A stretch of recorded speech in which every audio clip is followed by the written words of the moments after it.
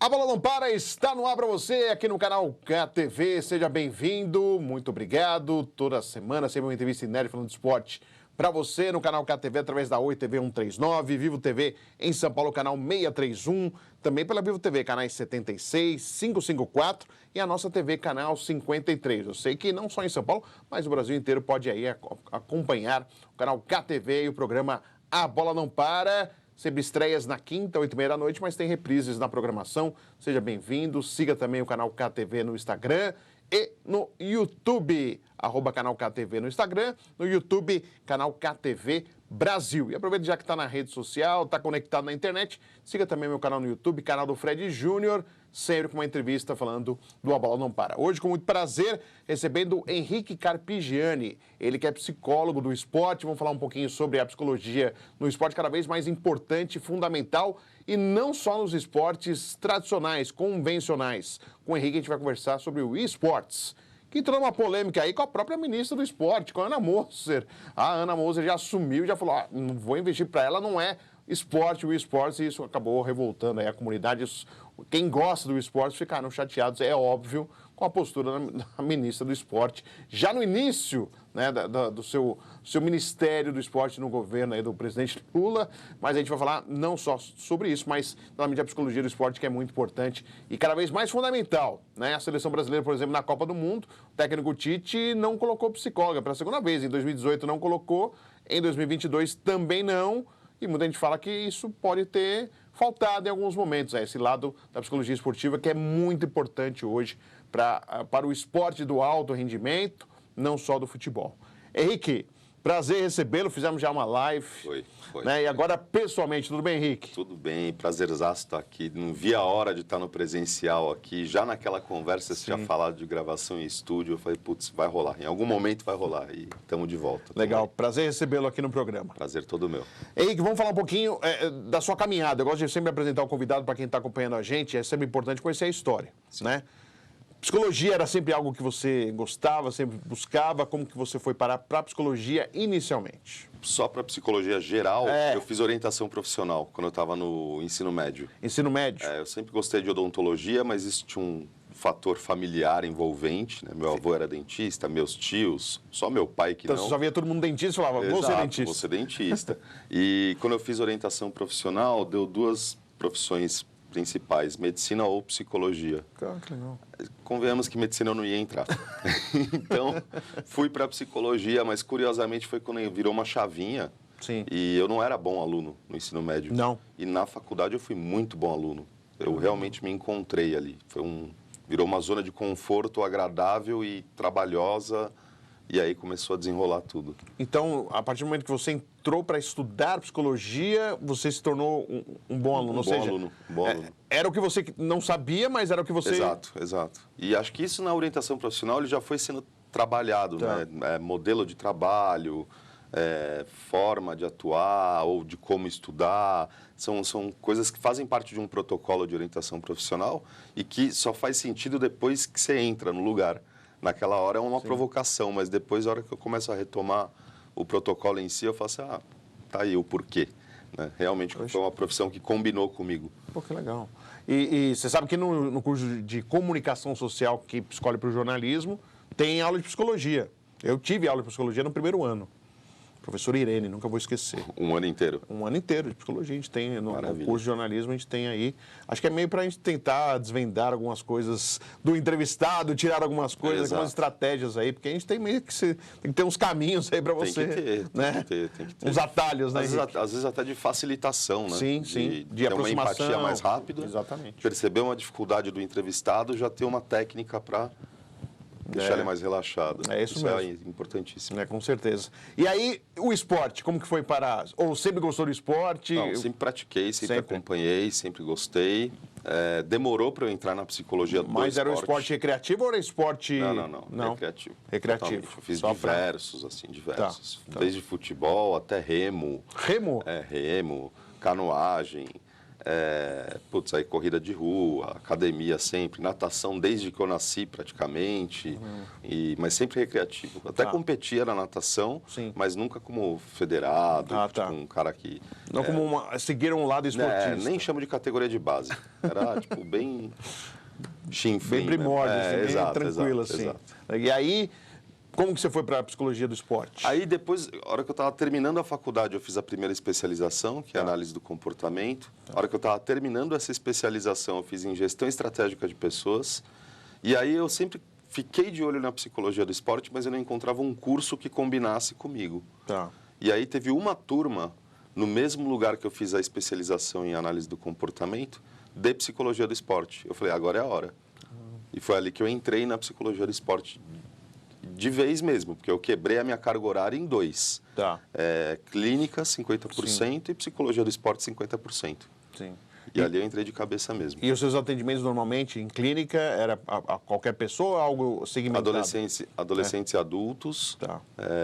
geral, assim, clínica geral, vamos colocar dessa forma. Entendi. E aí o esporte, você começou a partir... Qual só foi a sua primeira experiência já no esporte, Henrique? A primeira experiência foi numa assessoria esportiva, Tá. que treinava maratonista e triatleta. Certo. Que foi no estágio da especialização, inclusive. E depois eu entrei na natação da Unisanta, lá em Santos. Lá em Santos. Também pelo estágio. Marcelo Teixeira. Exato. Aí, assim que terminou o estágio e a especialização, o pessoal da Unisanta virou e falou assim, agora você não sai mais. Então, eu quero uma proposta. E aí, lá eu permaneci até final de 2018. Acho que bacana. Então, você já trabalhava com porque a Unisanta sempre foi referência de grandes nadadores passaram pela Unisanta. Isso. O presidente Marcelo Teixeira, que era presidente do Santos, é o responsável pela Unisanta.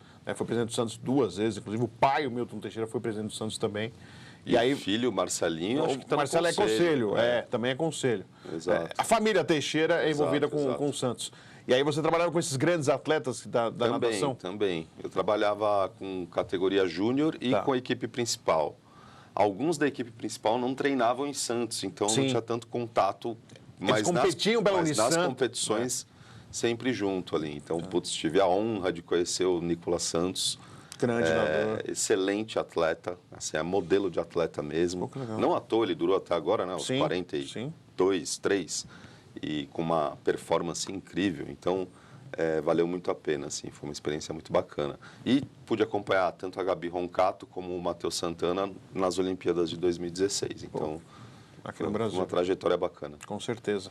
E o que é mais difícil, ou se não vou colocar mais difícil, mas qual a diferença da psicologia do esporte para esporte coletivo e o individual? Apesar de você trabalhar individualmente, mas tem a diferença da sua performance coletiva para a sua performance individual. Porque você falou do triatleta, maratonista e o nadador. Por mais que ele tenha um grupo de trabalho, o desempenho é individual. Qual que é a diferença, Henrique, assim, na avaliação? Vamos pensar que quando é esporte coletivo tem um fator chamado coesão. Tá. Né? E coesão especialmente na tarefa, não é social. Para que a equipe tenha um bom desempenho, a equipe precisa, de fato, funcionar como uma equipe. Tá. Então, tem as intervenções individuais, como seria numa modalidade individual, Sim. Mas essa coletiva, que é, de fato, são outras habilidades até um pouco mais complexas.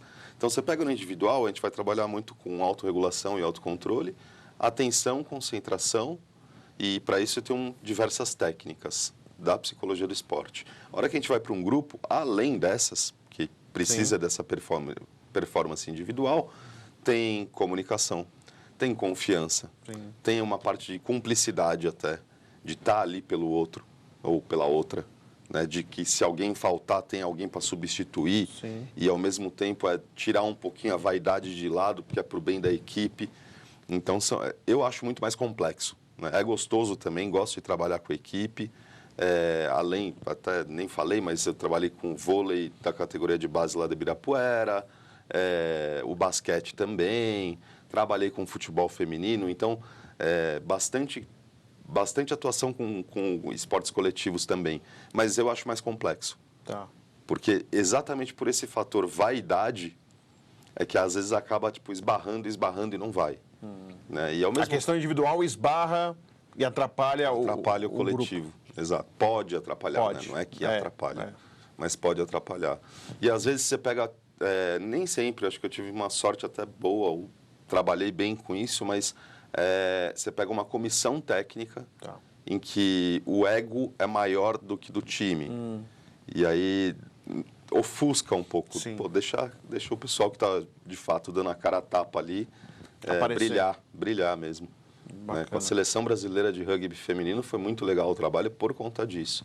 Era uma comissão técnica que tinha ali, a gente tinha ali as nossas diferenças, talvez até dificuldades, até de língua e de cultura, porque eu era um técnico de fora, mas o time em si brilhava. Então, existia um equilíbrio ali. Sim. E como que você vê, Henrique? Claro, o futebol é o carro-chefe aqui no Brasil, né? É a modalidade mais comentada, não tem jeito. A gente mesmo que faz aqui o A Bola Não Para, a repercussão é mais forte, porque o brasileiro acostumou muito com relação ao futebol. Mas como você vê ainda o futebol ser reticente ainda ao trabalho da psicologia esportiva, a gente percebe muito ainda, a gente ouve, e eu vi isso já, de treinadores e jogadores. Pô, eu não sou maluco. Pô, eu não sou doido. Por que vocês querem me indicar um psicólogo? Por que eu vou precisar de um psicólogo, né? Como que você vê isso ainda, essa reticência? Há em outras modalidades, mas menos do que o futebol, por exemplo. Então, eu vejo assim, até uns anos atrás, eu via isso como uma falha da psicologia do esporte, de não levar tanto material para que o atleta ou a comissão técnica pudesse estudar e aprender. Hoje em dia, a gente tem diversos materiais publicados, vários países dando show aí de aparição e intervenção de psicólogo do esporte. E aí, eu vejo assim, ou a pessoa não quer estudar, ou ela é a resposta pronta de 1940, de que quem vai em psicólogo é maluco. Né? Coisa que a gente já sabe que não é mais verdade. Então, ficou um pouco fica meio entrave, assim. Tipo, será que a pessoa quer conhecer, ela quer ajuda? Porque também não adianta eu querer ajudar quem não está pedindo ajuda. Forçar a barra. Né? Exato, não funciona assim. Agora, você pega no futebol, se eu não me engano, não sei se todos ou grande maioria das categorias de base, todos possuem psicólogo atuando. E às vezes mais de um, porque é interessante isso também, né? Não adianta você pegar um psicólogo, soltar numa categoria de base inteira e falar, trabalha aí. Se vira. Se vira. Então, eu mesmo, no particular, eu recebo do futebol feminino, recebo da categoria de base. Então, já tem uma procura e uma aceitação maior. E não é porque é maluco, é porque percebe que tem alguma trava que não permite que chegue numa alta performance ou na melhor performance. Então, é até um preventivo. Né? Até já entrando em saúde mental, mas é um preventivo. Deixa de ser algo que é para corrigir, que seria o caso do maluco. Entendeu? E do atleta brasileiro, é verdade, Henrique, que mentalmente o atleta brasileiro acaba, dependendo da pressão, acaba espanando mesmo? É normal? A gente falando do atleta brasileiro, pela pressão, pela cobrança, pela falta de apoio, às vezes o cara tem, a grande chance dele e às vezes a cabeça também falha, não é só o corpo, a cabeça tem que estar legal também. Ô Fred, vamos pensar assim, esquece a palavra atleta, da população brasileira. Tem os maiores índices de depressão e ansiedade do mundo. Por que o atleta seria diferente? Aliás, pelo contrário, porque se uma pessoa qualquer aí, né, eu estou sujeito a ter ansiedade ou depressão, especialmente ansiedade, você me bota em evidência e aí toda uma torcida fanática bota todo o peso em cima do meu ombro, qual a chance de eu ficar sem ter qualquer tipo de crise de ansiedade ou baixa performance ou de me perder? É uma pressão muito grande. O Ronaldo Fenômeno falou isso depois da Copa. Sim, de 98. Não, ele falou agora. Agora, depois dessa. Ele falou assim, cara, da cobrança. Era muita cobrança, a gente tem profissional especializado e, antes, na minha época, não tinha tão fácil acesso, agora tem. Então, ele mesmo deu uma cutucada nisso. Né? Então, o atleta brasileiro, acho que ele carrega um pouco dessa ansiedade, dessa pressão e o fato de estar em evidência não facilita muito, né? Nós estamos conversando com o Henrique Carpigiani, que é psicólogo do esporte. No próximo bloco eu quis apresentar e falar de alguns temas, mas vamos falar do esportes, que é uma área que ele trabalha bastante, que vem crescendo muito, e que a Ana Moser falou que não vai dar um apoio ao Ministério do Esporte. A gente vai falar a respeito disso. Vamos ao intervalo e já voltamos com mais A Bola Não Para pra você.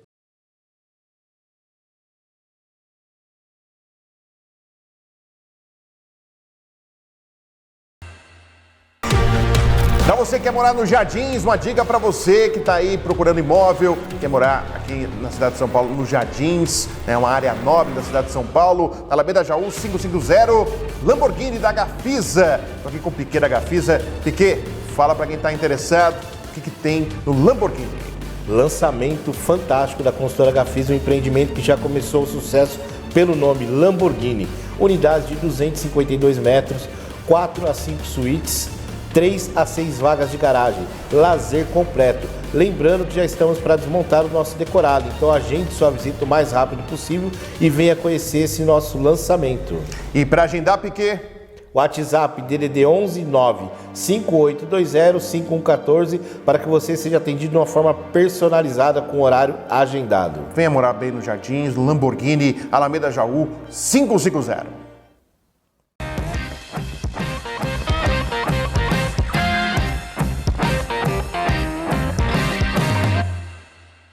A Bola Não Para está de volta para você, aqui com o Henrique Carpigiani, que é psicólogo do esporte. A Bola Não Para, que você acompanha no canal KTV, através da Oi TV 139, Vivo TV em São Paulo, 631, ainda pelos canais 76, 554 e nossa TV, canal 53. E tem ainda o Instagram, canal KTV, tem o YouTube, canal KTV Brasil. Siga aí, aproveita na rede social e aproveita e me siga também no YouTube, se inscreva no canal do Fred Júnior, toda semana uma entrevista inédita falando de esporte para você, falando de psicologia do esporte com o Henrique Carpigiani.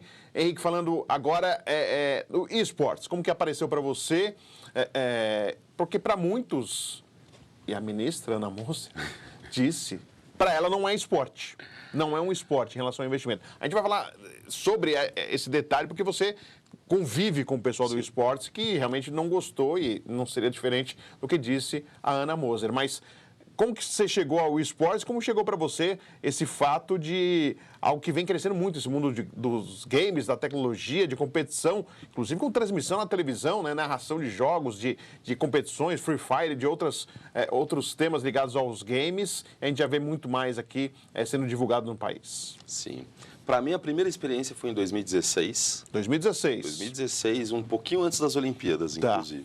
E apareceu uma oportunidade num time de League of Legends. E foi uma experiência completamente maluca num primeiro momento, porque eu não entendia absolutamente nada do jogo. E, putz, isso é um negócio bacana, porque quando a gente vai trabalhar com psicologia do esporte, um pré-requisito é estudar a fundo a modalidade que você vai trabalhar. Até para você conseguir direcionar e saber aquilo que pode, o que não pode, como que funciona. Ali demorou muito tempo para estudar a fundo, porque é muita informação, Sim. É muita coisa acontecendo ao mesmo tempo, e daqui a pouco estourava uma luta, e eu ia comemorar, e o técnico assim, ainda não. Então, mas foi uma experiência bacana, Sim. Foi divertido. Depois eu tive outras experiências aí com League of Legends, Rainbow Six, com Free Fire também. Queria ter tido uma com Counter-Strike, não tive até agora, mas vamos ver se rola alguma coisa. Bom. E é um universo enorme. Sim. Né? É muito grande, porque são vários jogos. E um público muito leal. Tá. E que consome bastante também. Sim. Então, além da modalidade estar crescendo no Brasil, o Brasil sempre foi ou esteve entre os maiores consumidores de games no mundo. Sempre. Acho que perde para a China e no máximo para os Estados Unidos. Mas está sempre entre os 5 ali. Então, é um universo a ser explorado.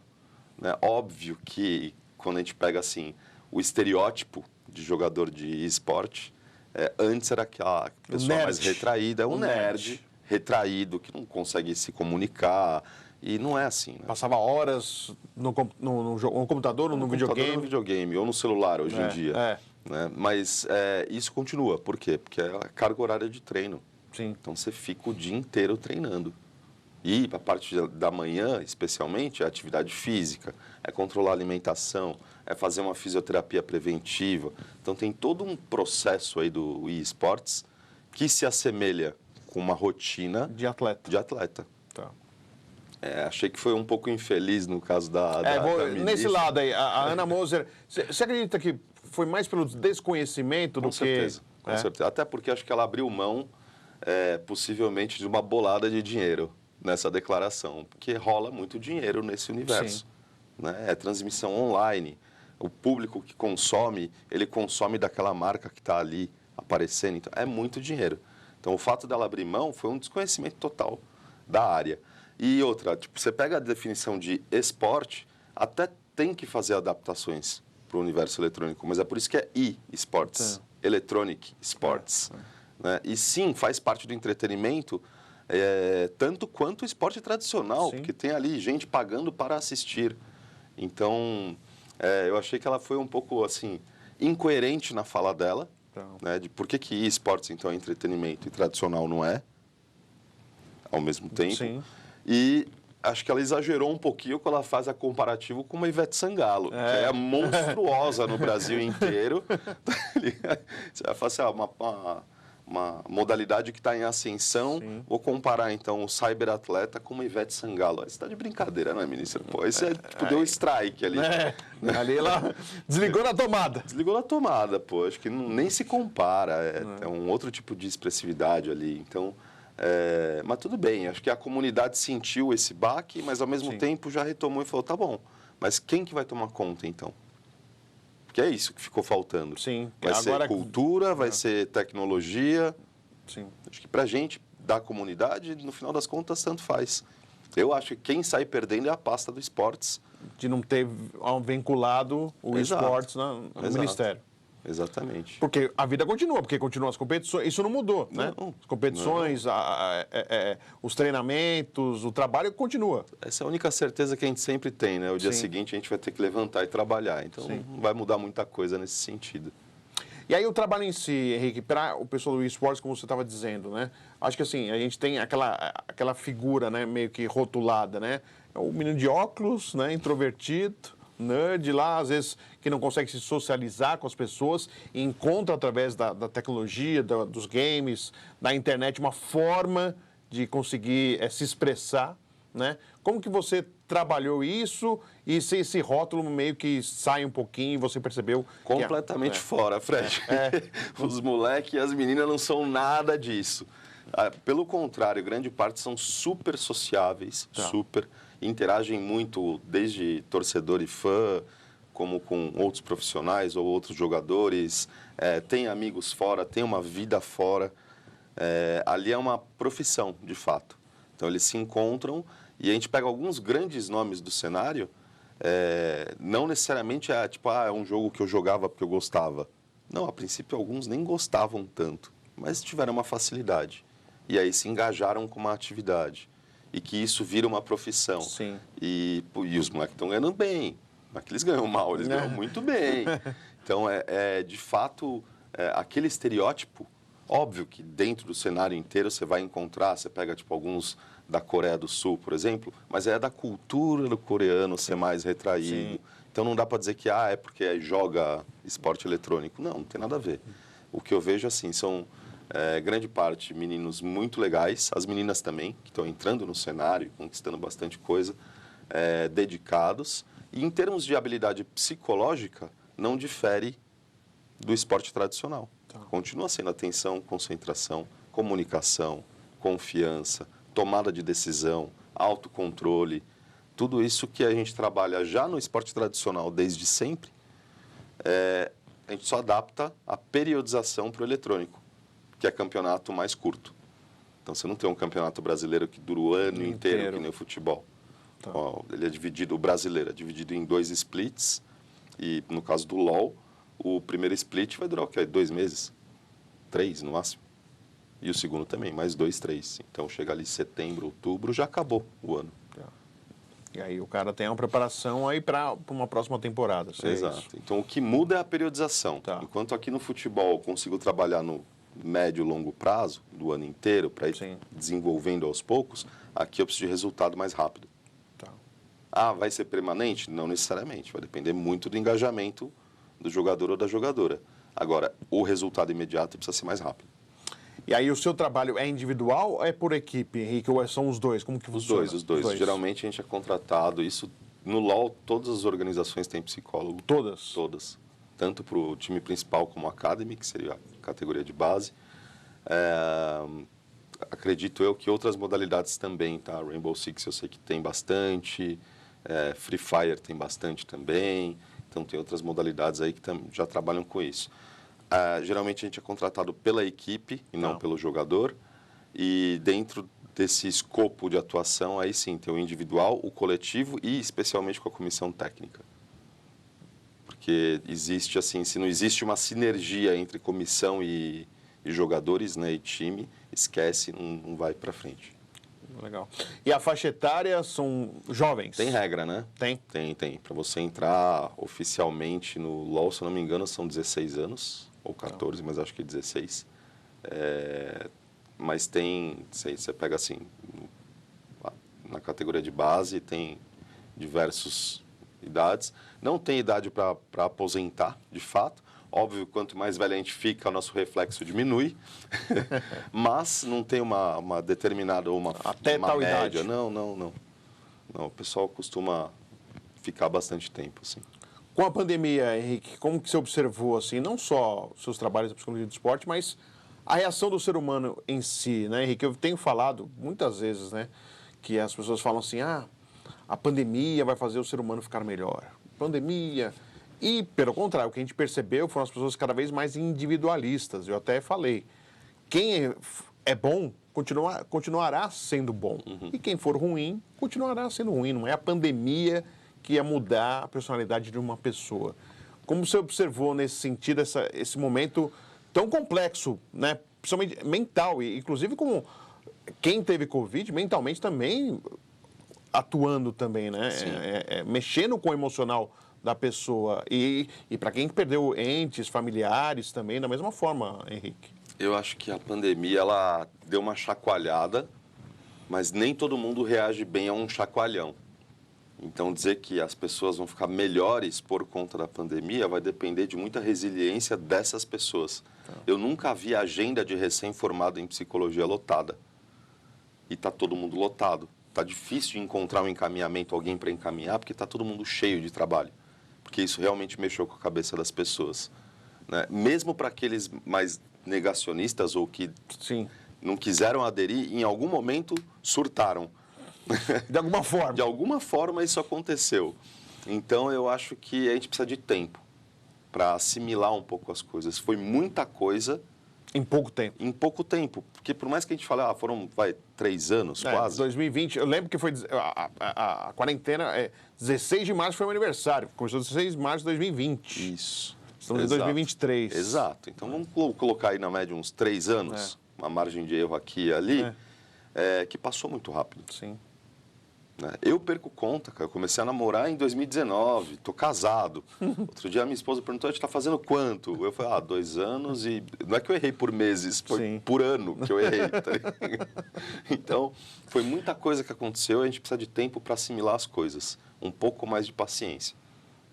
Mas foi uma coisa... Sem esquecer o que aconteceu. Foi. Porque o meu medo é esse, né? Acho que o brasileiro tem memória curta. Sim. Então, não esquecer o que foi 2020 e 2021, especialmente, mas um pouquinho do resquício em 22. E mexeu no seu trabalho em si em relação ao esporte, porque nós tivemos competições paralisadas, eventos não sendo realizados, né? O esporte também da mesma maneira, né? Por mais que seja, né? No videogame, no computador, também tudo ficou mexido. Não, a primeira coisa que aconteceu comigo foi perder todos os contratos. Caramba. E eu tinha fechado o melhor contrato da minha vida, assim, no esportes, né?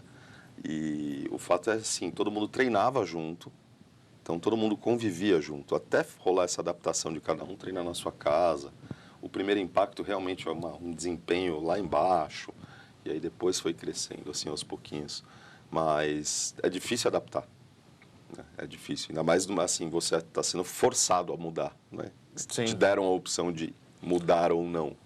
E acho que isso acabou chacoalhando, mas atrapalhou ao mesmo tempo em que facilitou, porque aí o CFP liberou atendimento online. Até então não podia. Claro.